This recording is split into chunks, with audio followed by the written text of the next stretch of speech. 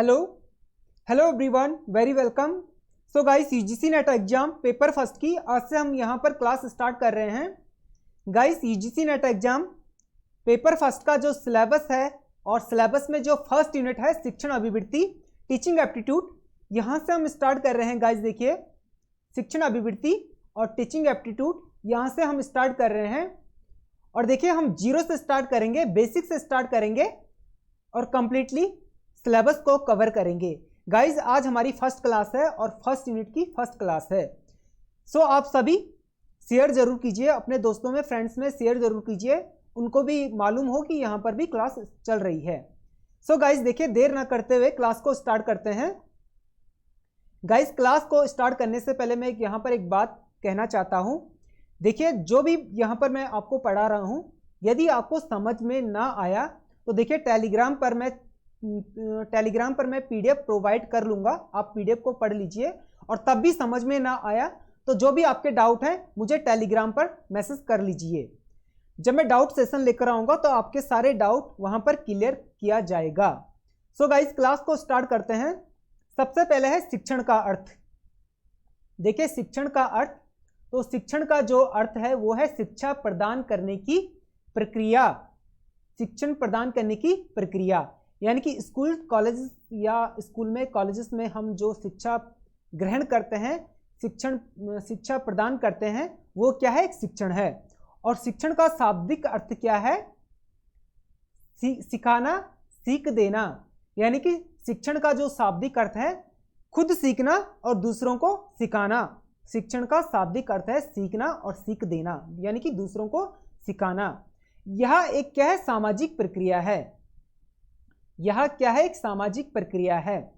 Guys देखिए, शिक्षण एक सामाजिक प्रक्रिया किस तरह से हुआ, यानी कि कैसे शिक्षण सामाजिक प्रक्रिया है। तो देखिए गाइस, समाज में देखिए स्कूल कॉलेज हमारे समाज में है। हमारे समाज में ही स्कूल कॉलेजेस भी आते हैं और यहीं से हम सीखते हैं।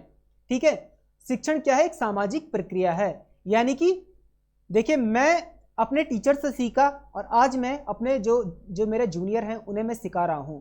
तो शिक्षण क्या? एक सामाजिक प्रक्रिया है। यानी कि समाज से ही हम सीखते हैं और समाज को ही हम सिखाते हैं। ये क्या है? एक सामाजिक प्रक्रिया है। बड़ों से सीखते हैं और छोटों को हम सिखाते हैं। क्या है? एक सामाजिक प्रक्रिया है। ठीक है, तो सामाजिक प्रक्रिया, मैंने आपको कल जब मैं सिलेबस को डिस्कस कर रहा था तो मैंने आपसे एक बात की थी लास्ट में कि कीवर्ड्स को पकड़ना बहुत जरूरी है, शब्दों को पकड़ना बहुत जरूरी है। यदि हम शब्दों का अर्थ नहीं समझ पाए तो हमें एग्जाम में बहुत प्रॉब्लम होगी। तो इसीलिए हर वर्ड्स का मैं यहाँ पर, जो वर्ड्स थोड़ा कॉम्प्लिकेटेड है, समझ से थोड़ा बाहर है, तो उसको मैं समझाने की पूरी कोशिश करूंगा और समझाऊंगा। तो सामाजिक प्रक्रिया का मतलब है कि समाज से सीखना और समाज को ही सिखाना, बड़ों से सीखना और छोटों को सिखाना, ये क्या है? सामाजिक प्रक्रिया है। जो शिक्षण, देखिए, जो शिक्षण के मानवीय मूल्यों को विकसित करने पर बल देती है। अब देखिए, यहां पर मानवीय मूल्यों से क्या तात्पर्य है? तो जो शिक्षण के मानवीय मूल्यों को विकसित करने पर बल देती है, यानी कि जो हमारी मानव सभ्यता है, यानी कि ह्यूमन कल्चर है, जिसे इंग्लिश में ह्यूमन कहा जाता है, ह्यूमन कल्चर है, मानव सभ्यता है, उसको विकसित करता है। शिक्षण क्या करता है? विकसित करता है। देखिए, एक लड़का जो घर में रहता है, जिसने आज तक कभी स्कूल नहीं देखा है, एक वो स्टूडेंट्स जिसने कभी स्कूल नहीं देखा है, और एक वो स्टूडेंट्स जो स्कूल में गया है, कॉलेज में गया है, तो जो उसका जो बौद्धिक स्तर है, और जो ना पढ़ने वाला जो घर में रहता है, जिसने कभी स्कूल नहीं देखा, कॉलेज नहीं देखा, उस बच्चे का बौद्धिक स्तर और जिस बच्चे ने स्कूल कॉलेज देखा है, वहां पे पढ़ा है, उस बच्चे का बौद्धिक स्तर दोनों अलग अलग होगा। दोनों का जो समझने का लेवल होगा वो अलग अलग होगा। यही क्या है? मानवीय मूल्य है। क्या है? मानवीय मूल्य है। तो देखिए, मानवीय मूल्यों को विकसित करने पर बल देता है, उसकी एक वैल्यू बनाता है।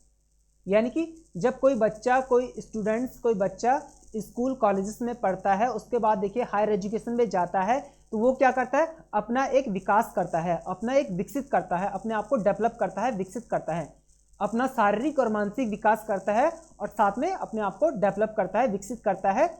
इससे क्या होता है? मानवीय मूल्यों का जो शिक्षण ग्रहण करता है, जो बच्चा शिक्षण ग्रहण करता है वो अपने मानवीय मूल्यों को विकसित करता है, यानी कि अपना खुद की एक वैल्यू बनाता है, खुद को एक डेवलप करता है और अपनी वैल्यू बनाता है। तो शिक्षण के मानवीय मूल्यों विकसित करने पर बल देती है, यानी कि ह्यूमन कल्चर को डेवलप करता है। ठीक है, किसी के पापा 10th तक पढ़े हैं और कोई व्यक्ति है जिसने 10th तक पढ़ाई की है और उस व्यक्ति ने अपने बच्चे को ग्रेजुएशन करवाया है, तो ये क्या हो गया, उसने अपनी एक वैल्यू बनाई है, यानी कि अपनी पीढ़ी दर पीढ़ी को डेवलप किया है। कोई इंसान 10th तक पढ़ा है तो जाहिर सी बात है वो अपने बच्चे को ग्रेजुएशन जरूर करवाएगा। तो ये मानवीय मूल्यों को विकसित करने पर बल देती है। अब है अभिक्षमता। गाइस, जो भी मैं आपको पढ़ा रहा हूं, समझा रहा हूं, उसको अच्छे से सुनिएगा, अच्छे से समझिएगा। एग्जाम में आपको बिल्कुल भी दिक्कत नहीं होगी। यदि आपने थ्योरी को अच्छे से पढ़ लिया है, तो क्वेश्चन किसी भी पैटर्न में आए, किसी भी फॉर्म में क्वेश्चन आए, आपने थ्योरी को अच्छे से पढ़ा हुआ है, शब्दों को आपने कैच कर लिया, तो आप बहुत अच्छे से, एक भी वर्ड आपने कैच कर लिया तो आप पूरे क्वेश्चन को अच्छे से कर पाएंगे। अब है अभिक्षमता। देखिए, अभिक्षमता से क्या आशय है? अभिक्षमता से आशय किसी विशेष कार्य को कर सकने की क्षमता से है। इसे योग्यता भी कहा जाता है। अभिक्षमता का आशय है कि किसी विशेष कार्य को कर सकने की क्षमता, यानी कि कैपेसिटी है, और इसे योग्यता भी कहा जाता है, यानी कि टैलेंट भी कहा जाता है। अब देखिए, हर बच्चे का हर फील्ड में, हर सब्जेक्ट में एक टैलेंट होता है, अपना एक स्किल होता है। ठीक है, अगर किसी का ज्योग्राफी में अच्छा कमांड है, पेपर फास्ट में अच्छा कमांड है किसी सब्जेक्ट में, तो वो क्या हो गया, उसका टैलेंट है, उसकी योग्यता है, और ये क्या है, उसकी कैपेसिटी भी है। यानी कि एक स्टूडेंट पेपर फर्स्ट में 24 नंबर ला रहा है और एक स्टूडेंट 35 प्लस नंबर ला रहा है। जो 35 प्लस नंबर ला रहा है वो क्या है, उसकी क्षमता है, कैपेसिटी है, कि उसका कॉन्सेप्ट बहुत अच्छा कंप्लीटली क्लियर है। तो गाइस देखिए, अब है शिक्षण का व्यापक अर्थ। देखिए, शिक्षण का व्यापक अर्थ, शिक्षण के व्यापक अर्थ में वह सब शामिल कर लिया जाता है जो व्यक्ति अपने पूरे जीवन में सीखता है। अब देखिए, शिक्षण का व्यापक अर्थ क्या होता है? व्यापक शिक्षण। अब मैं आपको एक बात और मैं बता देता हूं, यहाँ पर एक बात, इंपॉर्टेंट बात मैं आपको बता देता हूं। जो आपने अभिक्षमता पढ़ा है ना, जो शिक्षण स्कूल कॉलेजेस में लिया जाता है उसे क्या कहा जाता है, संकुचित शिक्षण कहा जाता है। और जो शिक्षण आप अपने आसपास समाज से लेते हैं वो क्या है, व्यापक शिक्षण है। देखिए, व्यापक शिक्षण आप कहाँ से ग्रहण करते हैं, तो अपने आसपास के वातावरण से ग्रहण करते हैं। ये क्या है, एक व्यापक शिक्षण है। और देखिए, व्यापक शिक्षण आप अपने पूरे जीवन भर सीखते रहते हैं। ठीक है, अर्थात शिक्षण का, माफ करना मैंने जीवन कह दिया है, तो सॉरी, जीवन का व्यापक अर्थ है, सॉरी मेरे माइंड में बार बार जीवन आ रहा है। देखिए, शिक्षण का व्यापक अर्थ है वह है जिसमें व्यक्ति औपचारिक अनौपचारिक साधनों के द्वारा सीखता है। देखिए, जो औपचारिक शिक्षण क्या होता है, अनौपचारिक शिक्षण क्या होता है, सबसे इंपॉर्टेंट है औपचारिक शिक्षण और अनौपचारिक शिक्षण। तो देखिए गाइस, आपको मैं एक बात और यहाँ पर मेंशन कर लेता हूँ। जो औपचारिक शिक्षण है ये आप कहाँ ग्रहण करते हैं, स्कूल कॉलेजेस में ग्रहण करते हैं। और जो अनौपचारिक शिक्षण है ये आप कहाँ ग्रहण करते हैं, अपने आसपास, अपने घर परिवार, अपने आसपास के जो गांव है, गांव से शहर, शहर से जिला, जिला से राज्य, राज्य से देश से। ये क्या है, एक अनौपचारिक शिक्षण है। अनौपचारिक शिक्षण को ही व्यापक शिक्षण कहते हैं। क्या कहते हैं, व्यापक शिक्षण कहते हैं। ठीक है, व्यापक शिक्षण कहा जाता है, व्यापक शिक्षण कहा जाता है। और औपचारिक को क्या कहा जाता है, औपचारिक को जो आप कॉलेज में सीखते हैं, कॉलेज विद्यालय में सीखते हैं, इसको हम संकुचित शिक्षण कहते हैं, संकुचित शिक्षण कहते हैं। इसको हम क्या कहते हैं, संकुचित शिक्षण कहते हैं। औपचारिक शिक्षण को संकुचित शिक्षण कहते हैं और अनौपचारिक को व्यापक शिक्षण। अब देखिए व्यापक शिक्षण आप पूरे जीवन भर, अपने पूरे जीवन भर सीखते रहते हैं। जब इंसान, देखिए जब बच्चा इस दुनिया में आता है, जब वो शिशु रहता है, तब से लेके कहते हैं कि इंसान जीवन से लेके और मृत्यु की सैया तक कुछ ना कुछ सीखता रहता है। उसे क्या कहा जाता है? व्यापक शिक्षण कहा जाता है। क्या कहा जाता है? व्यापक शिक्षण कहा जाता है। देखिए व्यापक शिक्षण कहा जाता है। मेरी बात को अच्छे से समझ लीजिएगा और पढ़ लीजिएगा। अनौपचारिक को क्या कहा जाता है? व्यापक शिक्षण कहा जाता है। और जो इंसान जीवन से लेके मृत्यु की सैया तक सीखता रहता है उसे क्या कहा जाता है? जीवन भर सीखता रहता है, उसे व्यापक शिक्षण कहते हैं। और अनौपचारिक शिक्षण कहते हैं। क्या कहा जाता है? अनौपचारिक। अब एग्जाम में, क्वेश्चन में कहीं कहीं पर व्यापक शिक्षण शब्द यूज किया जाता है और कहीं पर अनौपचारिक शब्द यूज किया जाता है, अनौपचारिक, ठीक है। और कहीं पर औपचारिक यूज किया जाता है और कहीं पर क्या यूज किया जाता है? संकुचित शिक्षण यूज किया जाता है। इसको आप अच्छे से समझ लीजिएगा, ठीक है। इतना समझ में आ गया? तो देखिए गाइस, अब है शिक्षण के उद्देश्य। जो कुछ भी आपको यहाँ पर पढ़ाया जा रहा है, आपके सिलेबस के अकॉर्डिंग ही आपको पढ़ाया जा रहा है। कुछ भी आपको अनाप शनाप, कुछ भी इधर उधर का नहीं पढ़ाया जा रहा है। आपके सिलेबस के अकॉर्डिंग ही सारे नोट्स तैयार किए गए हैं और आपके सिलेबस के अकॉर्डिंग ही मैं आपको यहाँ पर पढ़ा रहा हूँ। सो गाइस, अब पढ़ेंगे हम शिक्षण के उद्देश्य। शिक्षण के क्या उद्देश्य हैं? यहाँ से भी क्वेश्चंस बनते हैं। देखिए, शिक्षा के उद्देश्य से ही शिक्षण के उद्देश्यों का निर्माण होता है। देखिए, शिक्षण का उद्देश्य क्या है? शिक्षण का उद्देश्य क्या है? तो शिक्षा के उद्देश्य, जो शिक्षा का उद्देश्य है उससे ही शिक्षण के उद्देश्यों का निर्माण होता है। इस बात को आप अच्छे से समझ लीजिएगा। शिक्षा के उद्देश्य से ही, जो आप ग्रहण कर रहे हैं जो शिक्षा, उसके उद्देश्य से ही शिक्षण के उद्देश्यों का निर्माण होता है। जिस प्रकार शिक्षा के उद्देश्य परिवर्तनशील हैं, वैसे ही शिक्षण के भी उद्देश्य परिवर्तनशील हैं। देखिए, जिस प्रकार शिक्षा के उद्देश्य परिवर्तनशील हैं, यानी कि जो आप शिक्षा ग्रहण करते हैं उसका उद्देश्य क्या है? परिवर्तनशील है। और वैसे ही शिक्षण का भी, जो टीचर्स आपको पढ़ा रहा है, जो आपको टीचर पढ़ा रहा है, और जो शिक्षण आप ग्रहण कर रहे हैं, जो शिक्षा आप ग्रहण कर रहे हैं, उसका उद्देश्य भी क्या है? परिवर्तनशील है। अब मुख्य उद्देश्य क्या है? शिक्षा का मुख्य उद्देश्य क्या है? सिखाना। टीचर्स आपको क्या करता है? सिखाता है, आपको समझाता है।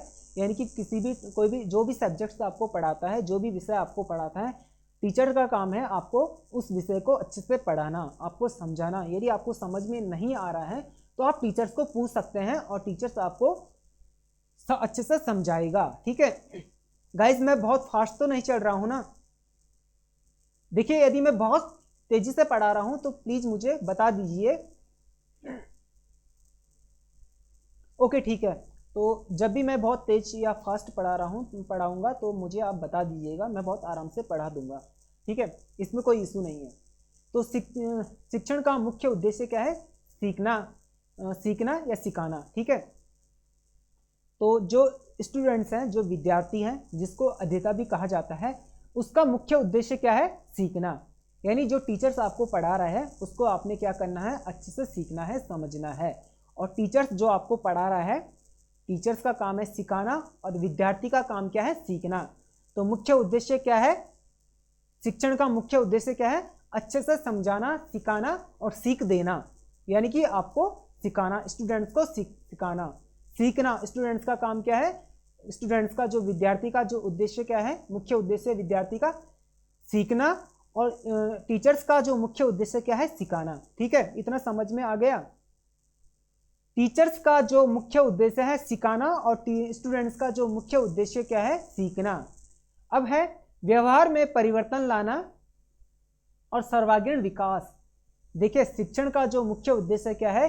विद्यार्थी के व्यवहार में परिवर्तन लाना और सर्वांगीण विकास, यानी कि जो विद्यार्थी का सब कुछ है, मानसिक और शारीरिक रूप से विकास करना, मानसिक रूप से विकास करना और शारीरिक रूप से भी विकास करना, ठीक है। और क्या मुख्य उद्देश्य? शिक्षण का स्वयं, परिवार, राष्ट्र आदि के विकास में योगदान देना। सबसे पहले स्वयं का विकास करेगा, स्वयं को आगे बढ़ाएगा, स्वयं का विकास करेगा, उसके बाद अपने परिवार का विकास करेगा, उसके बाद राष्ट्र का विकास करेगा, उसके बाद क्या करेगा, विकास में, राष्ट्र के विकास में योगदान देगा। यानी कि शिक्षण का मुख्य उद्देश्य, यदि मैं आसान भाषा में कहूं, शिक्षण का मुख्य उद्देश्य क्या है, विद्यार्थी के जीवन में, यानी कि विद्यार्थी के व्यवहार में, विद्यार्थी के जीवन या व्यवहार में परिवर्तन लाना और उसे सामाजिक उपयोगी तत्व बनाना। यानी कि सामाजिक उपयोगी तत्व बनाना, इससे इसका तात्पर्य है कि, इसका अर्थ है कि वह स्वयं और परिवार और राष्ट्र का विकास कर सके, राष्ट्र का विकास में स्वयं और परिवार और राष्ट्र के विकास में अपना योगदान दे। ठीक है, स्वयं परिवार राष्ट्र के विकास में अपना योगदान दे। तो अपने व्यवहार में परिवर्तन लाकर सामाजिक उपयोगी तत्व बनाना शिक्षण का मुख्य उद्देश्य है। ठीक है, इतना समझ में आ गया? ओके गाइस, यदि मैं बहुत फास्ट चलूं तो मुझे आप बता दीजिएगा। ठीक है, इतना आपका क्लियर हो गया है, शिक्षण का मुख्य उद्देश्य आपका क्लियर हो गया है। अब है ब्लूम का टैक्सोनॉमी। गाइस देखिए, ब्लूम का टैक्सोनॉमी, देखिए हर टॉपिक इंपॉर्टेंट है और हर एक कॉन्सेप्ट को अच्छे से समझिएगा, हर वर्ड्स को अच्छे से समझिएगा, क्योंकि यहीं से क्वेश्चंस पूछे जाएंगे। हर वर्ड्स को अच्छे से समझना है, हर टॉपिक को अच्छे से समझना है। अब देखिए ब्लूम टैक्सोनॉमी बहुत ही इंपॉर्टेंट टॉपिक है गाइस। देखिए यहाँ से क्वेश्चंस बनते हैं, बहुत सारे क्वेश्चंस बनते हैं। तो देखिए ब्लूम द्वारा शिक्षण का वर्गीकरण, ब्लूम द्वारा शिक्षण का वर्गीकरण, ब्लूम की वर्गीकरण शिक्षा के अंतर्गत सीखने के उद्देश्यों, देखिए सीखने के उद्देश्यों के वर्गीकरण से संबंधित यह नाम बेंजामिन ब्लूम के नाम पर रखा गया है। अब देखिए क्वेश्चन किसी भी फॉर्म में, किसी भी पैटर्न में बन सकता है। मैं आपको ये बिल्कुल भी नहीं कहूँगा कि क्वेश्चन इस फॉर्म में आएगा, इस पैटर्न में आएगा, लेकिन आपको जब आप थ्योरी पढ़ रहे हैं तो आपको इतना समझ में आना चाहिए कि क्वेश्चन कहाँ से बन सकता है। देखिए आपने पोस्ट ग्रेजुएशन कंप्लीट कर लिया है और हो सकता है कुछ बच्चे अभी पोस्ट ग्रेजुएशन कर रहे हो और आप यूजीसी नेट का एग्जाम देंगे। ठीक है, आप एक ऐसा एग्जाम देंगे जहां से प्रोफेसर बनते हैं। ठीक है, तो देखिए आपको इतना, आपका लेवल, इतना अंडरस्टैंडिंग लेवल आपका इतना अच्छा होना चाहिए, मेमोरी लेवल आपका इतना अच्छा होना चाहिए कि आपको मालूम हो कि क्वेश्चन कहाँ से बन सकता है। ये आपको थ्योरी को पढ़कर आपको ये अंदाजा लगा लेना चाहिए। तो देखिए क्वेश्चन ये भी बन सकता है कि ब्लूम टैक्सोनॉमी किसके नाम से बना है। बेसिकली ये क्वेश्चन बन सकता है, तो बेंजामिन ब्लूम के नाम पर रखा गया है। ठीक है, इसको अच्छे से पढ़ लीजिए। उक्त वर्गीकरण सुझाने वाली समिति के अध्यक्ष थे ब्लूम टैक्सोनॉमी। अब देखिए क्वेश्चन, ब्लूम समिति यानी कि ब्लूम शिक्षण समिति के अध्यक्ष कौन थे? ब्लूम टैक्सोनॉमी थे। 1956 में बनाया गया था। कब बनाया गया था? 1956 में बनाया गया था। इसके निर्माता कौन थे? महान शैक्षिक मनोवैज्ञानिक डॉक्टर बेंजामिन ब्लू। कौन थे? Doctor Benjamin blue. इसको आप अच्छे से पढ़ लीजिएगा, रट लीजिएगा। डॉक्टर बेंजामिन ब्लू कौन थे? तो जो ब्लूम, डॉक्टर बेंजामिन ब्लू थे जो ब्लूम टैक्सोनॉमी समिति के अध्यक्ष थे और यही क्या थे? इसके निर्माता थे। इस समिति के निर्माता थे, महान शैक्षिक मनोवैज्ञानिक थे। क्या थे? महान शैक्षिक मनोवैज्ञानिक थे। इसको आप अच्छे से पढ़ लीजिएगा, पीडीएफ में आपको प्रोवाइड कर लूंगा। ठीक है, अब है ब्लूम के वर्गीकरण को, ब्लूम के वर्गीकरण, देखिए ब्लूम के वर्गीकरण को शिक्षा के उद्देश्यों के नाम से जाना जाता है। जो ब्लूम का वर्गीकरण है, ब्लूम का, वो शिक्षा के उद्देश्यों के नाम से जाना जाता है। ब्लूम का पुस्तक का नाम क्या है? क्या है ब्लूम का पुस्तक का नाम? Taxonomy of education objective. इसको आप रट लीजिए। ठीक है, इसको आप अच्छे से पढ़ लीजिए इस पॉइंट को। ब्लूम की पुस्तक का नाम क्या था? तो टैक्सोनॉमी ऑफ एजुकेशन ऑब्जेक्टिव था। और ब्लूम के वर्गीकरण, ब्लूम का वर्गीकरण, आपको क्वेश्चन इस तरह से भी पूछा जा सकता है कि ब्लूम का वर्गीकरण डैश डैश, और यहीं पर छोड़ दिया जाएगा। तो आपको शिक्षा के उद्देश्यों को ध्यान में रखना है। जो ब्लूम का वर्गीकरण हुआ था, ब्लूम का वर्गीकरण किया गया था, ब्लूम का वर्गीकरण किया गया था, तो किस लिए किया गया था? शिक्षा के उद्देश्यों को ध्यान में रखकर किया गया था। ठीक है, अब है ब्लूम ने 3 कॉन्सेप्ट दिए थे, 3 पॉइंट दिए थे ब्लूम ने, ज्ञानात्मक पक्ष, भावनात्मक पक्ष, देखिए ज्ञानात्मक पक्ष, भावनात्मक पक्ष और मनोक्रियात्मक पक्ष। ठीक है, अब ज्ञानात्मक पक्ष किसने दिया था? ब्लूम ने दिया था। कब दिया था? 1956 में। ठीक है, इसको अच्छे से पढ़ लीजिएगा इन सबको। और 1964 ईस्वी में ब्लूम, कर्तवाल तथा मसिया ने दिया था, ये अलग थे। ठीक है, ये अलग थे। तो 1964 में दिया था। कब दिया था? 1964 में। ठीक है, और 1964 में क्या दिया था? भावनात्मक। ठीक है, भावात्मक यानी कि भावनात्मक पक्ष। और ज्ञानात्मक पक्ष किसने दिया था? 1956 में ब्लूम ने दिया था। ठीक है, अब है मनोक्रियात्मक पक्ष। 1969 में किसने दिया था? ई सिम्पसन ने दिया था। ठीक है, 1969 में दिया था, ई सिम्पसन ने दिया था मनोक्रियात्मक पक्ष। ठीक है, अब है ज्ञानात्मक पक्ष। क्या है? ज्ञानात्मक पक्ष, जिसे क्या कहा जाता है? नॉलेज। क्या कहा जाता है? नॉलेज कहा जाता है। ज्ञानात्मक को नॉलेज कहा जाता है, ज्ञान क्षेत्र को। तो देखिए ज्ञान को क्या कहा जाता है? नॉलेज कहा जाता है।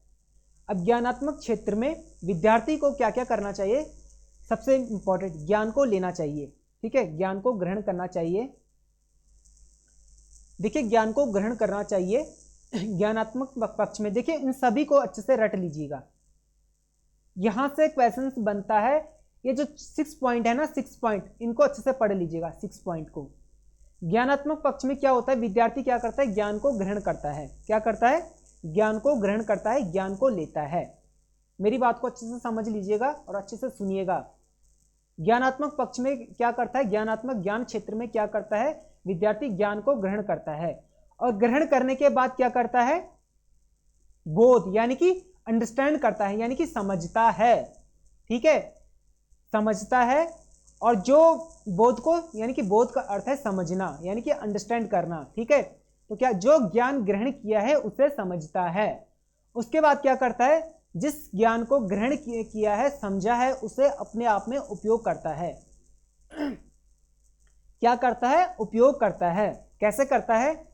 जो ज्ञान लिया है, जो समझा है, उसे उपयोग करता है। जैसा कि मैंने पढ़ा है, पेपर फर्स्ट को मैंने पढ़ा है, और देखिए यूजीसी नेट एग्जाम को मैंने बहुत टाइम से पढ़ा है, बहुत टाइम से मैं पढ़ रहा हूँ, 3 साल से मैं पढ़ रहा हूँ, 3 साल से ज़्यादा टाइम मुझे हो गया है, मैं पढ़ रहा हूँ। तो देखिए मैं क्या कर रहा हूँ, अच्छे से मैंने समझा है, अब मैं क्या कर रहा हूँ? उपयोग में कर रहा हूँ, यानी कि आपको पढ़ा रहा हूँ।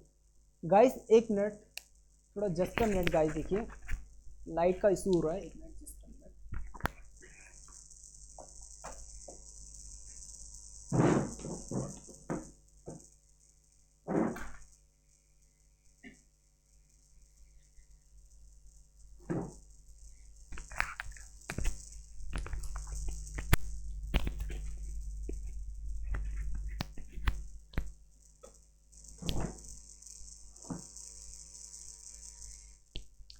तो देखिए गाइस, मैं क्या कर रहा हूँ? ज्ञान, जो मैंने ज्ञान ग्रहण किया है, जो मैं समझा हूँ, वो क्या कर रहा हूँ? उपयोग में ला रहा हूँ, यानी कि आपको पढ़ा रहा हूँ। तो इसी तरह से क्या करना है? उपयोग में लाना है। ठीक है, उपयोग में लाना है। उसके बाद गाइस देखिए क्या करना है? विश्लेषण करना है। यानी कि विश्लेषण का मतलब क्या होता है? एनालिसिस। क्या होता है? एनालिसिस, यानी कि विश्लेषण किया जाता है कि मैंने कहां से क्या क्या पढ़ा है, यहां से मैंने क्या क्या पढ़ा है, किस तरह से मैंने पढ़ाई की है, और देखिए किस तरह से मैंने इंस्ट्रक्शन को फॉलो किया है। ठीक है, किस तरह से मैंने इंस्ट्रक्शन को फॉलो किया है। तो विश्लेषण किया जाता है, यानी कि किन किन इंस्ट्रक्शन को मैंने फॉलो किया है, किस तरह से मैंने ज्ञान को लिया है, यानी कि नॉलेज लिया है, समझा है, और उपयोग में मैं कैसे कैसे लाया हूं, स्टेप टू स्टेप किस तरह से, यानी कि ऊपर से नीचे को हम एनालिसिस करेंगे, ऊपर से नीचे को एनालिसिस करेंगे। ठीक है, ये क्या है? विश्लेषण है। अब देखिए संश्लेषण क्या होता है गाइस, देखिए संश्लेषण क्या होता है? संश्लेषण क्या होता है? विश्लेषण का उल्टा क्या होता है? संश्लेषण होता है। विश्लेषण का उल्टा संश्लेषण होता है। जो भी हम एनालिसिस करते हैं, जो भी हम विश्लेषण करते हैं, इसका यानी कि नीचे से ऊपर को हम क्या करते हैं? संश्लेषण करते हैं, नीचे से ऊपर को। ठीक है, नीचे से ऊपर को। संश्लेषण क्या होता है? विश्लेषण का उल्टा हमेशा क्या होता है? संश्लेषण होता है। तो इसको आप अच्छे से, इसको आपने क्या करना है? रटना है। इसको रटना भी है और समझना भी है। एग्जाम में यहाँ से क्वेश्चंस पूछे जाते हैं। क्या होता है? क्वेश्चंस पूछे जाते हैं और लास्ट में क्या होता है? मूल्यांकन होता है, यानी कि एवल्यूएशन होता है, मूल्यांकन किया जाता है। तो ये सब आप अच्छे से समझ गए हैं। पहले ज्ञान को लिया जाता है, फिर समझा जाता है, फिर उपयोग में लाया जाता है, उसके बाद विश्लेषण होता है और उसके बाद संश्लेषण होता है। यानी कि विश्लेषण के बाद क्या होता है? संश्लेषण होता है और लास्ट में क्या होता है? मूल्यांकन होता है। इतना समझ में आ गया है? ओके, अब है देखिए भावनात्मक। इसमें क्या होता है? भावनात्मक में क्या होता है? हम क्या करते हैं? अंडरस्टैंड करते हैं, यानी कि हम अच्छे से समझते हैं। अंडरस्टैंड करते हैं, अच्छे से समझते हैं भावनात्मक में। तो सबसे पहले हम क्या करते हैं? आकलन करते हैं। क्या करते हैं? आकलन करते हैं। किसी भी चीज का हम क्या करते हैं? आकलन करते हैं। ठीक है, समझते हैं अच्छे से, चीजों को अच्छे से समझते हैं, आकलन करते हैं भावनात्मक में। और दूसरा होता है अग्रहण करना, यानी कि सूचीबद्ध करना।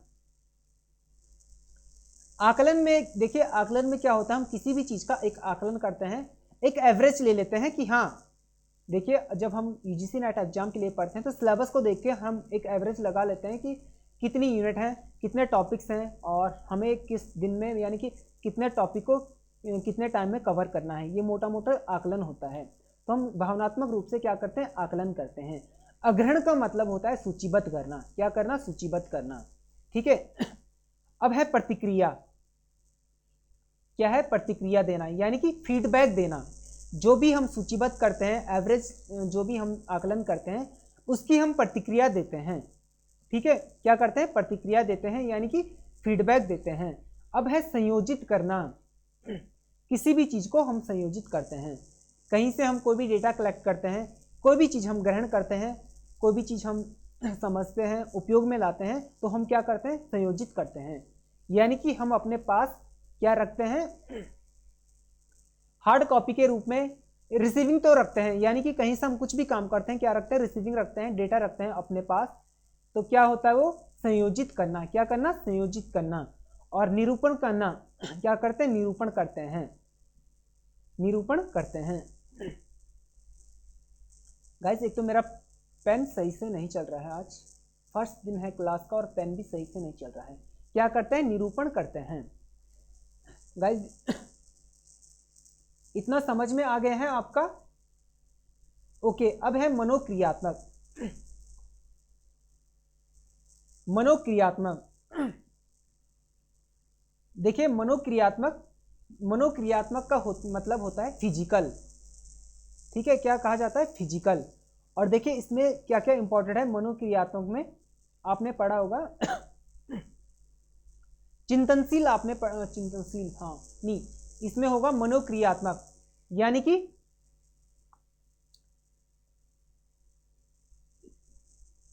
देखिए ज्ञानात्मक नॉलेज होता है, भावनात्मक क्या होता है? अंडरस्टैंड करना होता है। अब मनोक्रियात्मक क्या होता है? चिंतनशील करना, यानी कि किसी चीज पर विचार विमर्श करना। क्या करना? विचार विमर्श करना।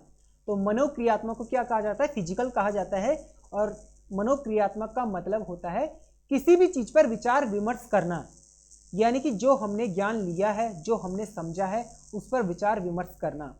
ठीक है, चिंतनशील करना। अब देखिए हस्त कौशल, इसको हम फिजिकल भी कहते हैं। क्या कहते हैं? फिजिकल कहते हैं मनोक्रियात्मक को, यानी कि विचार विमर्श करना भी कहा जाता है। अब देखिए इसको हस्त कौशल, यानी कि हस्त कौशल या कार्य करना, मतलब कि अपना स्किल डेवलप करना। जो हमारा स्किल है, जो हमारा कौशल है, उसको डेवलप करना। कौशल के अकॉर्डिंग हम क्या करते हैं? कार्य करते हैं, कार्य साधन करते हैं। ठीक है, कोई भी वर्क करते हैं तो क्या उसमें क्या होता है? हम अपना स्किल डेवलप करते हैं। क्या करते हैं? स्किल डेवलप करते हैं। कोई भी हम कार्य करते हैं, अपने कौशल से संबंधित हम कोई भी कार्य करते हैं, तो देखिए हम कितने भी एक्सपर्ट हो, जितना हम अभ्यास करेंगे हमारा स्किल उतना डेवलप होगा, हमारा आगे हमारा जो कार्य है और भी अच्छे से होगा। अब है प्रतिरूपता। प्रतिरूपता, प्रतिरूपता का मतलब है कि एक आकार के रूप में एक आकार देते हैं। एक प्रतिरूपता का अर्थ है आकार देते हैं, एक आकार के रूप में कार्य वर्क करते हैं, कार्य करते हैं। क्या करते हैं? कार्य करते हैं। यानी कि ये हमारा एक आकार है, इसमें हमें वर्क काम करना है। तो देखिए हम स्टेप टू स्टेप काम करते हैं। क्या करते हैं? स्टेप टू स्टेप काम करते हैं। तो ये क्या हमारा प्रतिरूप है? क्या है? हमारा प्रतिरूप है, एक आकार है। ठीक है। अब देखिए स्पष्ट अभिव्यक्ति। स्पष्ट अभिव्यक्ति क्या करते हैं? स्पष्ट, किसी भी कार्य को क्या किया जाए? स्पष्ट तरीके से किया जाए। देखिए प्रतिरूप का मतलब होता है किसी भी कार्य को करने के लिए, जो भी हम कार्य करते हैं उसको एक आकार के रूप में किया जाए। जो भी हम कार्य कर रहे हैं उसको एक आकार मिल पाए। ठीक है, उसको एक आकार मिल पाए, उसी को प्रतिरूप कहते हैं। अब है स्पष्ट अभिव्यक्ति। जो भी हम कार्य करें स्पष्टता करें, स्पष्ट रूप से करें, यानी कि कोई भी हम उसमें वो ना करें, क्या ना करें? डाउट ना रखे। मैं आपको पढ़ा रहा हूं तो स्पष्ट तरीके से पढ़ाऊं। जो भी मेरे वर्ड्स हैं, जो भी मेरे नोट्स हैं, उनमें स्पष्ट रखूं। आप जो भी एक बार पढ़ेंगे, पीडीएफ पढ़ेंगे आप जब भी, तो आपको आप में स्पष्टता रहे कि मैंने क्या कहा है, किस वर्ड का मतलब क्या है, अर्थ क्या है। तो स्पष्ट होना चाहिए, स्पष्ट होना बहुत जरूरी है। अब है परिशुद्धता। परिशुद्धता, जो भी आप पढ़ रहे हैं उसमें शुद्धता होनी चाहिए, यानी कि उसमें गुणवत्ता होनी चाहिए, यानी कि गुणवत्ता होनी चाहिए। जो भी आप पढ़ रहे हैं, जो भी आप कार्य कर रहे हैं, कोई भी कार्य कर रहे हैं, उसमें क्या होनी चाहिए? शुद्धता होनी चाहिए, शुद्धता होनी चाहिए। अब है प्रकृतिकरण। प्रकृतिकरण का मतलब होता है, प्रकृतिकरण का अर्थ है, प्रकृतिकरण का जो अर्थ है वो क्या है? इन्वायरमेंट, यानी कि जो भी आप कार्य कर रहे हैं, आपके आसपास अच्छा इन्वायरमेंट होना चाहिए, आपको अच्छा इन्वायरमेंट बनाना है। इसका मतलब हो गया प्रकृतिकरण। और इसका अर्थ एक और भी होता है, जो भी आप कार्य कर रहे हैं, यदि आप अभी क्लास को पढ़ रहे हैं, यदि आप अच्छे से क्लास को समझ रहे हैं, तो ये क्या हो गया? एक प्रकृतिकरण हो गया। क्या हो गया? प्रकृतिकरण हो गया। ठीक है, क्लास को जो भी क्लास आप पढ़ रहे हैं, जैसे कि आप अभी क्लास को पढ़ रहे हैं, तो ये क्या हो गया? ये क्या हो गया? ये क्या हो गया? एक प्रकृतिकरण हो गया। ठीक है। अब है शिक्षण के स्तर। गाइस सबसे इंपॉर्टेंट है ये शिक्षण के स्तर। तो शिक्षण के देखिए 3 स्तर होते हैं। स्मृति स्तर, जिसे एमएलटी कहा जाता है। क्या कहा जाता है? एमएलटी।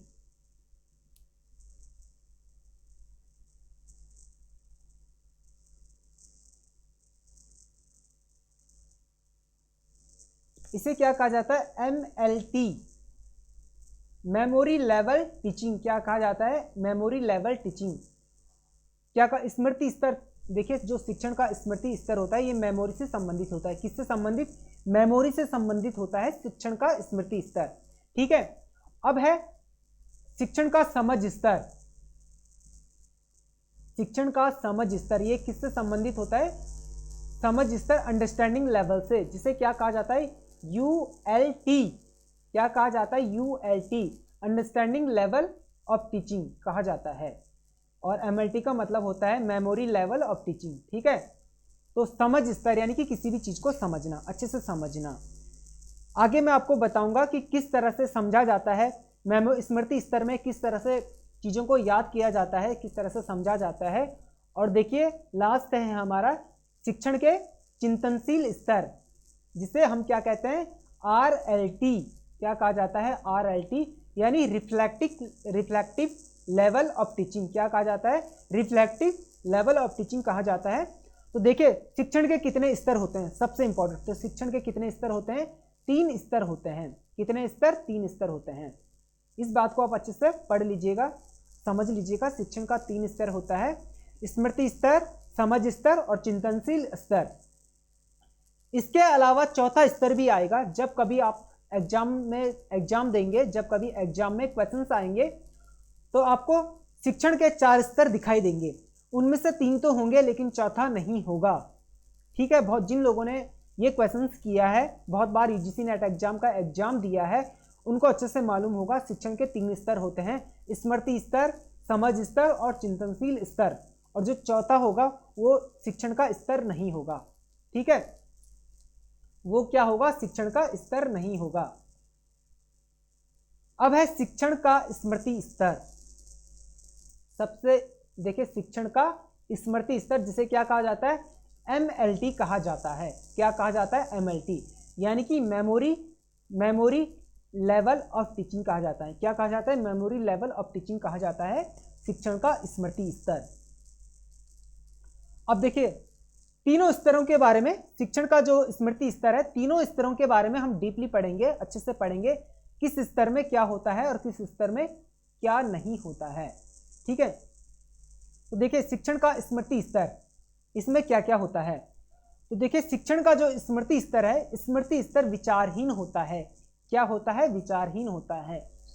विचारहीन होने का मतलब यह है कि शिक्षण के स्मृति स्तर में जो हमारा मेमोरी लेवल है, जो हमारा स्तर है, मेमोरी स्तर है, यानी कि स्मृति स्तर है, मेमोरी स्तर है, ये क्या है, विचारहीन है।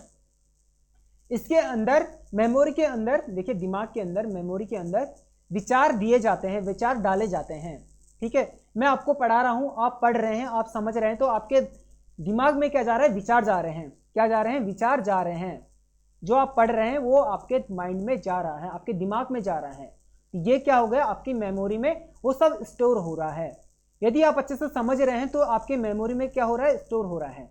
तो विचारहीन होता है, जो स्मृति स्तर क्या होता है, विचारहीन होता है।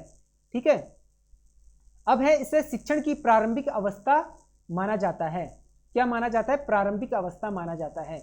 स्मृति स्तर में जो शिक्षण की प्रारंभिक अवस्था होती है, मेरी बात को अच्छे से समझ लीजिएगा, क्योंकि यहाँ से क्वेश्चंस बनते हैं, तो इसको आप अच्छे से समझ लीजिएगा। थ्योरी आपको समझ में आ जाएगा तो क्वेश्चन कुछ भी पूछे, किसी भी फॉर्म में, किसी भी पैटर्न में पूछे, यदि थ्योरी को आपने अच्छे से समझा है तो आप क्वेश्चन को अच्छे से कर लेंगे। तो देखिए, इसे शिक्षण की क्या माना जाता है, स्मृति स्तर में क्या होता है, शिक्षण को क्या माना जाता है, स्मृति स्तर में शिक्षण को प्रारंभिक अवस्था मानी जाती है। क्या माना जाता है, प्रारंभिक अवस्था मानी जाती है, यानी कि फर्स्ट स्टेज क्या होता है, स्मृति स्तर में शिक्षण क्या होता है, फर्स्ट स्टेज होता है। क्या होता है, फर्स्ट स्टेज। ठीक है, अब है, स्मृति स्तर के शिक्षण का एक निश्चित क्रम होता है। क्या होता है, एक निश्चित क्रम होता है, जिसमें क्या होता है, शिक्षक का स्थान मुख्य होता है। अब देखिए, स्मृति स्तर के शिक्षण का एक निश्चित क्रम होता है, एक लेवल होता है, ऊपर से नीचे को, एक ऊपर से नीचे को एक लेवल होता है। यहां से क्या होता है, देखिए यहां पर देखिए एक लेवल होता है, जैसे कि ये क्या है, एक लेवल है। क्या है, एक लेवल है। ठीक है, निश्चित एक क्रम होता है। टीचर जब पढ़ाता है तो बेसिक चीजें, सबसे पहले बेसिक चीजें पढ़ाता है, उसके बाद थोड़ा बेसिक पढ़ाता है, उसके बाद थोड़ा टफ पढ़ाता है, उसके बाद और हार्ड पढ़ाता है। जब आपको बेसिक चीजें समझ में आ जाती हैं, उसके बाद थोड़ा टफ पढ़ाता है। जब आप टफ चीजों को समझ जाते हैं तो उसके बाद थोड़ा और टफ पढ़ाता है। तो निश्चित क्या होता है, क्रम होता है। टीचर एकदम से आपको हार्ड क्वेश्चंस नहीं करवाएगा। ठीक है, टीचर्स आपको एकदम से हार्ड क्वेश्चंस नहीं करवाएगा। यदि आप देखिए, कोई भी टीचर, कोई भी एजुकेटर प्रीवियस क्वेश्चन पेपर को सॉल्व तभी करवाएगा जब वो आपको थ्योरी पढ़वाएगा। ठीक है, जब आपको थ्योरी को अच्छे से पढ़ाएगा। कोई भी टीचर, कोई भी एजुकेटर आपको डायरेक्टली, अगर मैं डायरेक्टली क्वेश्चन आंसर आपको करवाने लग जाऊं तो डेफिनेटली आप नहीं कर पाएंगे। हाँ, तुक्के चले जाए वो बात अलग है, लेकिन डेफिनेटली ज़्यादा मोस्टली क्वेश्चन आप गलत करेंगे, ज़्यादा से ज़्यादा क्वेश्चन आप गलत करेंगे। यदि आपने थ्योरी को अच्छे से पढ़ लिया तो डेफिनेटली आप मोस्टली क्वेश्चन ज़्यादा करेंगे। तो ये क्या है, कर्म है, शिक्षण का एक निश्चित कर्म है। ठीक है, जिसमें शिक्षक का स्थान मुख्य होता है, जिसमें टीचर्स का जो कैरेक्टर होता है वो इम्पोर्टेंट होता है। मैं आपको यहाँ पर पढ़ा रहा हूँ, आप पढ़ रहे हैं, तो यहाँ पर जो मेरा कैरेक्टर है वो इम्पोर्टेंट है। यदि मैं ना पढ़ाता तो आप नहीं पढ़ पाते। तो देखिए, ठीक है, तो शिक्षक का जो स्थान है, मुख्य स्थान क्या है, वो मुख्य है। शिक्षण का जो स्थान है, वो शिक्षक का जो स्थान है वो क्या है, मुख्य है। ठीक है, स्मृति स्तर में शिक्षक का जो स्थान है वो क्या है, मुख्य है। और शिक्षण में भी शिक्षक का स्थान मुख्य है वो मैं आगे आपको बताऊंगा। ठीक है, इतना समझ में आ गया। अब है गाइस देखिए, गाइस ये हमारी लास्ट स्लाइड है। देखिए गाइस इसमें क्या होता है, स्मृति स्तर में क्या क्या होता है। तो इस स्तर पर इस प्रकार स्मृति स्तर के शिक्षण में अध्यापक और विद्यार्थी में अथाह क्रिया, देखिए अंत क्रिया नहीं होती है। यहां पर एक बात और कही है जो इंपॉर्टेंट बात है, आपको ये बात बहुत परेशान करेगी। स्मृति स्तर में क्या होता है, स्मृति स्तर में शिक्षण में अध्यापक और विद्यार्थी में अंतक्रिया नहीं होती है। क्या नहीं होती है, अंतक्रिया नहीं होती है। समस्त शिक्षण, देखिए समस्त शिक्षण का कार्य यांत्रिक ढंग से संपन्न होता रहता है।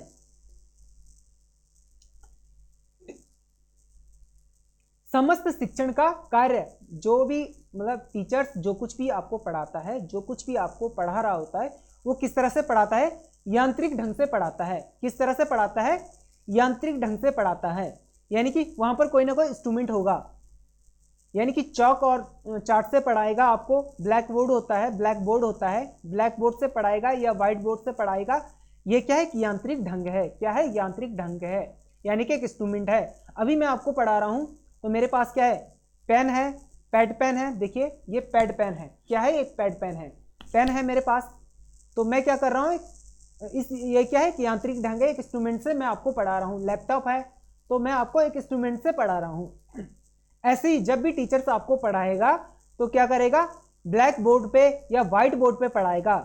ठीक है, तो देखिए मेमोरी स्तर में यानी कि स्मृति स्तर में क्या होता है, स्मृति स्तर में अंतक्रिया नहीं होती है।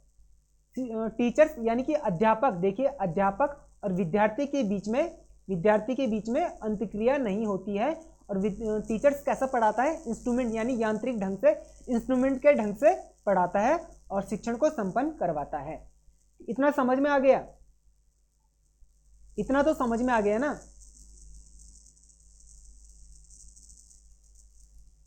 ओके ठीक है, अब देखिए मैं आपके कमेंट पढ़ रहा हूं, बिल्कुल आपके कमेंट्स को मैं पढ़ रहा हूं। अब देखिए स्मृति स्तर, मेरी आंखें भी ना, स्मृति स्तर, देखिए स्मृति स्तर या स्मरण शक्ति, गाइज मेरी आंखें भी, स्मृति स्तर या स्मरण शक्ति स्तर की शिक्षण व्यवस्था हर्बर्ट शिक्षण मॉडल। देखिए जो स्मृति स्तर है, स्मृति स्तर शिक्षण मॉडल, सबसे पहले स्मृति स्तर शिक्षण मॉडल किसने दिया है, हर्बर्ट शिक्षण मॉडल ने दिया है।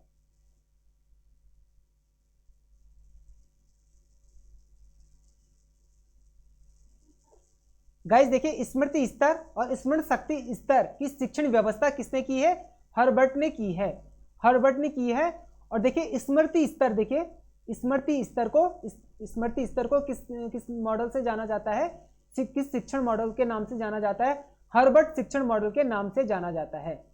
याद रखिएगा, हर्बर्ट शिक्षण मॉडल के नाम से जाना जाता है। अब इस जो देखिए इन पॉइंट्स को आप अच्छे से पढ़ लीजिए। स्मृति स्तर शिक्षण मॉडल को किस नाम से जाना जाता है, हर्बर्ट, देखिए यहां पर लिखा हुआ है हर्बर्ट शिक्षण मॉडल के नाम से जाना जाता है। ठीक है, अब देखिए हर्बर्ट शिक्षण मॉडल के नाम से जाना जाता है। अब है बोध स्तर, क्या है, बोध स्तर यानी कि समझ स्तर, जिसे हम अंडरस्टैंडिंग लेवल कहा जाता है और ULT भी कहते हैं, अंडरस्टैंडिंग लेवल ऑफ टीचिंग भी कहते हैं। और देखिए इसको किस नाम से जाना जाता है, मॉरिसन के नाम से। किसने दिया है, देखिए जो बौद्ध स्तर है किसने दिया है, मॉरिसन ने दिया है। और इसको मॉरिसन शिक्षण मॉडल के नाम से भी जाना जाता है। किस नाम से, मॉरिसन शिक्षण मॉडल के नाम से जाना जाता है बौद्ध स्तर को। यानी कि समझ स्तर को किस नाम से जाना जाता है, मॉरिसन शिक्षण मॉडल के नाम से जाना जाता है। ठीक है, इतना इसको भी आप अच्छे से पढ़ लेना। और लास्ट में है RLT यानी कि चिंतन स्तर की शिक्षण व्यवस्था, चिंतन स्तर की शिक्षण व्यवस्था। इसे रिफ्लेक्टिव लेवल ऑफ टीचिंग कहा जाता है। चिंतन स्तर शिक्षण मॉडल, देखिए चिंतन स्तर शिक्षण मॉडल को किस नाम से जाना जाता है? हंट के नाम से जाना जाता है। किस नाम से? हंट के नाम से जाना जाता है शिक्षण मॉडल को। अब देखिए क्वेश्चन कुछ भी पूछ सकता है, क्वेश्चन ये भी पूछ सकता है हंट शिक्षण मॉडल के नाम से किसको जाना जा सकता है, किसको जाना जाता है? तो चिंतन स्तर यानी कि रिफ्लेक्टिव लेवल को या चिंतन विचार विमर्श स्तर को शिक्षण मॉडल हंट शिक्षण मॉडल के नाम से जाना जाता है। मॉरिसन शिक्षण मॉडल के नाम से किसको जाना जाता है? मॉरिसन शिक्षण मॉडल के नाम से तो बौद्ध स्तर को जाना जाता है। और हर्बर्ट शिक्षण मॉडल के नाम से किसको जाना जाता है? स्मृति स्तर को, MLT यानी कि मेमोरी लेवल ऑफ टीचिंग को जाना जाता है। इतना समझ में आ गया? इतना समझ में आ गया गाइस? देखिए यहां पर मनोक्रियात्मक जो आपने अभी पढ़ा है लेवल ऑफ टीचिंग, देखिए ये भी टीचिंग लेवल से रिलेटेड है। टीचिंग लेवल से जो हमारा शिक्षण के स्तर है उससे संबंधित है। ये भी ज्ञानात्मक, भावनात्मक और मनोक्रियात्मक, इसको फिजिकल भी कहा जाता है और रिफ्लेक्टिव लेवल भी कहा जाता है। RLT भी कहा जाता है। इसको क्या कहा जाता है? RLT यानी रिफ्लेक्टिव लेवल। और देखिए भावनात्मक को किस नाम से जाना जाता है? ULT के नाम से जाना जाता है। और ज्ञानात्मक नॉलेज को किस नाम से जाना जाता है? MLT के नाम से जाना जाता है। देखिए ज्ञानात्मक किससे संबंधित है? मेमोरी से संबंधित है। और भावनात्मक किससे संबंधित है? समझ स्तर से संबंधित है। और मनोक्रियात्मक किससे संबंधित है? चिंतनशील विचार विमर्श से संबंधित है।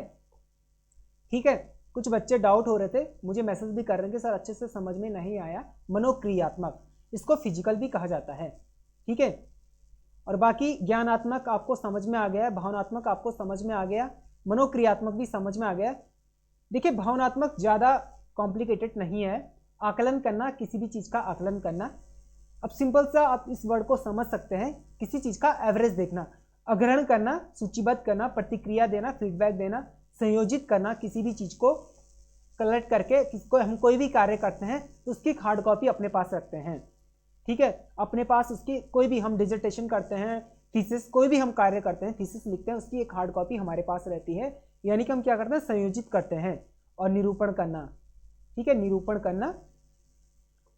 ये सारा समझ में आ गया आपको? सो गाइस देखिए, आपको ये PDF आपको टेलीग्राम पर प्रोवाइड कर ली जाएगी। टेलीग्राम पर आपको ये PDF दे दी जाएगी। और गाइस देखिए, ये हमारा व्हाट्सएप नंबर है। तो देखो टेलीग्राम का लिंक डिस्क्रिप्शन पर मैंने दिया हुआ है, आप वहां से टेलीग्राम चैनल को ज्वाइन कर लीजिए, टेलीग्राम चैनल को। और देखिए व्हाट्सएप मैसेज है हमारा, इसको सेव कर लीजिए और प्रोफाइल पे जाइए, वहां से आपको सारे लिंक मिल जाएंगे। देखिए फेसबुक से लेकर इंस्टाग्राम से लेकर आपको और टेलीग्राम चैनल का लिंक भी मिल जाएगा। तो इस व्हाट्सएप नंबर को सेव कर लीजिए और यहाँ से नंबर को सेव करने के बाद प्रोफाइल पर जाइए, आपको सारे लिंक मिल जाएंगे। डिस्क्रिप्शन पर टेलीग्राम का लिंक दिया हुआ है, यहाँ से भी आप टेलीग्राम चैनल को ज्वाइन कर सकते हैं। और टेलीग्राम पर सर्च कीजिए दिस इज स्टडी। देखिए दिस इज स्टडी सर्च कीजिए, this is study, this is study, this is study search कीजिए। यहाँ पर नाम लिखा हुआ है, इसको सर्च कीजिए दिस इज स्टडी को। और दिस इज स्टडी को सर्च कीजिए, आपको मिल जाएगा। और टेलीग्राम चैनल को ज्वाइन जरूर कीजिएगा। गाइस क्लास को लाइक जरूर कीजिएगा, सब्सक्राइब जरूर कीजिएगा और शेयर जरूर कीजिएगा। देखिए आपका एक सब्सक्राइब हमें बहुत ज़्यादा मोटिवेट करता है, तो चैनल को सब्सक्राइब जरूर कीजिएगा, लाइक जरूर कीजिएगा और क्लास को शेयर जरूर कीजिएगा।